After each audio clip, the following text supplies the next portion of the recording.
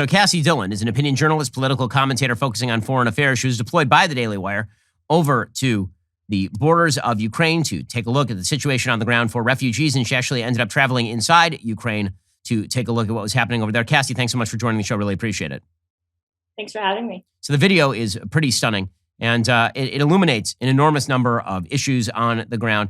You talked in the video, and you have on the show before, about the human aspect of the refugee crisis. Obviously, the numbers are just absolutely astonishing. Millions of people have now crossed Ukraine's border trying to get out. What is it like for those folks?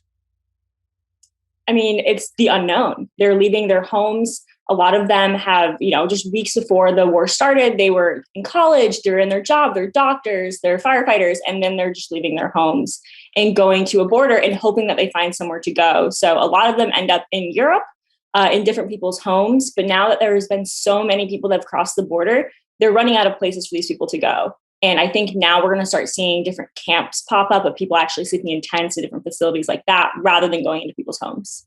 Now, when it comes to sort of the general war, there's a lot of propaganda that's flying around on both sides. The Russians are putting out an enormous amount of propaganda suggesting massive human rights violations by the Ukrainians. The Ukrainians are putting out some of their own propaganda, which has resulted in stories that have been debunked, like, for example, the killing of everybody on Snake Island. We've seen a lot of this. How do you cut through the propaganda in evaluating these claims? Well, I think that there is truth to every little bit of propaganda. So I think a lot of it is completely overblown. Like Snake Island, yes, there was a bomb. Did it kill everyone? No, it didn't. And I think in wartime, you see this especially because they're trying to motivate their troops on both sides. So they're going to keep doing this propaganda because it's very effective on getting their people to fight and getting their citizens to mobilize. But the way you cut through the propaganda is you watch people you trust. That's why I was so happy Daily Wire sent me there. So I got to see this firsthand. We're giving our subscribers the real truth of what's going on. We're not doing the propaganda. We're not taking videos from video games and trying to pretend that it's real. We're showing you guys exactly what was going on the ground. So speaking of what is going on the ground, you actually ended up in Lviv, which is in the western portion of Ukraine. The Russians have been sort of intermittently bombing Lviv, kind of to demonstrate to the West that they have the capacity to project power. But it seems as though the Russian offensive is pretty much stalled out around Kyiv. They're now withdrawing troops, apparently. They're not calling up fresh recruits in order to fight. So, you've been there. What do you think is the status of the war? Do you think that the possibility of overt Ukrainian victory is accurate, or do you think that it's overblown at this point? I don't think there's going to be an overt victory because I do think that the East and Crimea are lost. I don't think those are going to come back. I think the Russians are going to hold on to that, and they're going to claim that holding on to it is their victory, right? So Putin is backed against the wall right now, and he's looking for some way to say that he has a victory because clearly things are not going great.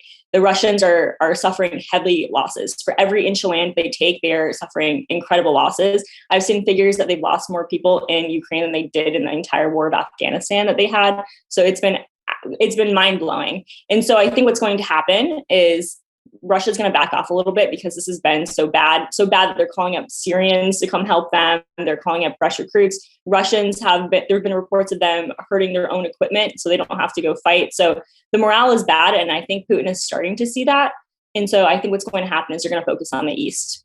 So, Kassy, one of the big questions here, obviously, is the possibility of the Russians using a weapon of mass destruction inside Ukraine, because Russian strategy, overt strategy, is to escalate in order to de-escalate. And as things get worse there for them, there's always the possibility that they go full Aleppo. They've obviously reduced Mariupol to basically a smoking husk of what it was at the beginning of this war. So, you've been there. What's the feeling on the ground from Ukrainians about the possibility that Putin unleashes some sort of weapon of mass destruction inside their country?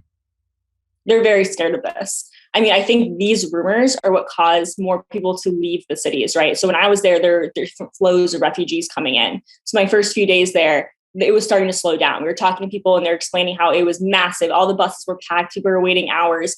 And my first few days there, the lines weren't that long. And then when the bombing started happening in the West and when they were talking about chemical weapons possibly being used eventually, people started freaking out. So I think the hysteria of that is enough for Russia.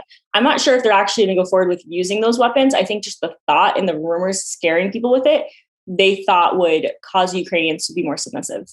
So, Kassy, one of the big questions here is what exactly the off-ramp looks like. And the Ukrainians have now been suggesting that even if they negotiate a deal with the Russians, that they're then going to subject that deal to some sort of popular referendum in order to sort of cement the deal. So from being on the ground talking to Ukrainians who are over there, Is there the possibility that the Ukrainian government, cut some sort of deal and the Ukrainian people say, no, we're not interested in the deal, and you end up back at war? What is the appetite for continuing the fight as opposed to just saying to Vladimir Putin, listen, we already know you control Donetsk and Luhansk. We already know you control Crimea. We'll formalize that arrangement if you just stop this.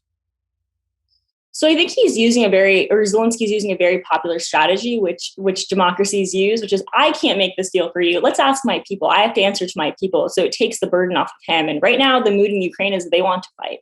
They want their land back. They're sick of this. They want the world to know that this war has not been going on since February. It's been going on since 2014. They want people to know that.